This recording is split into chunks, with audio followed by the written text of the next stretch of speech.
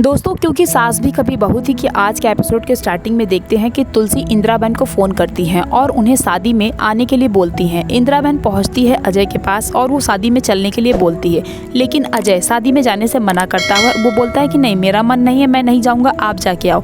लेकिन इंदिरा बहन उसको समझाती हुई बोलती है कि अगर तुम नहीं जाओगे तो परी को बहुत ही बुरा लगेगा।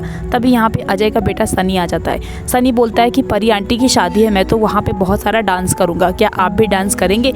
इंदिरा बहन अजय को समझाती है, वो बोलती है कि ठीक है, अपने लिए नहीं, कम से सनी के लिए तो चल, वरना इसको कितना बुरा लगेगा, कभी सोचा है?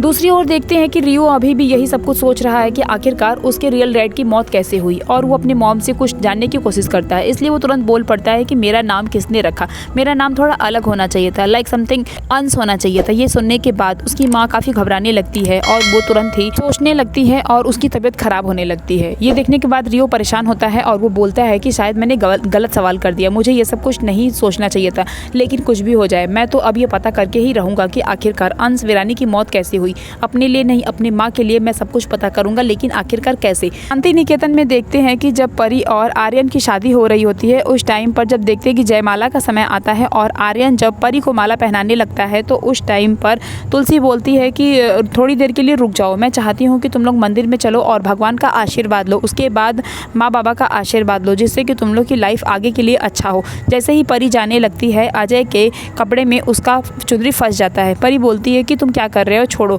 लेकिन देखते हैं कि उसके हाथ के बटन में उसका कपड़ा फंस जाता है और परी छुड़ाने की कोशिश करती है, लेकिन नहीं छूटता है। तभी बीच में आर्यन आ जाता है।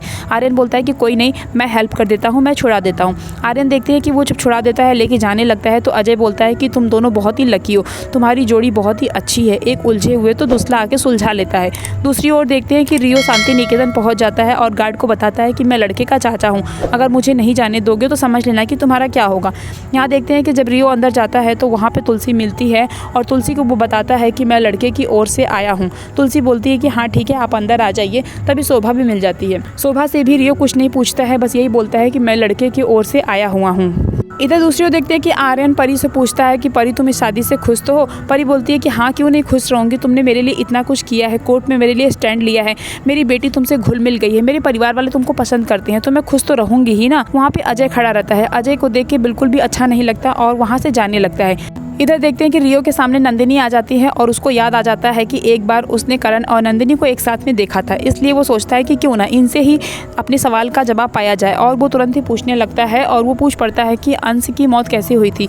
ये सुनने के बाद नंदिनी घबराने लगती है और वो बोलती है कि आखिरकार तुम हो कौन। दूसरी ओर देखते हैं कि आर्यन शादी के मंडप से उठने के लिए बोलता है। वो बोलता है कि मैं अभी 10 मिनट में आता हूँ, और ये बोल के चला जाता है कि कुछ काम है। लेकिन अगले एपिसोड में हम लोग देखेंगे कि जब आर्यन आएगा तो वहाँ पे आर्यन नहीं बल्कि अजय होगा। इधर देखते हैं कि रियो बताता है कि मैं अंश का बेटा हूँ और मुझे ये जानना है कि आखिरकार उनकी मौत कैसे हुई है। दोस्तों, अपकमिंग एपिसोड में देखेंगे कि जब अजय अकेले में बैठा रहेगा और आर्यन उसके पास जाएगा और वो आर्यन उसको बोलेगा कि ये कपड़े ले लो और तुम दूल्हे के रूप में तैयार हो जाओ, क्योंकि परी से शादी करने का हक मेरा नहीं बल्कि तुम्हारा है।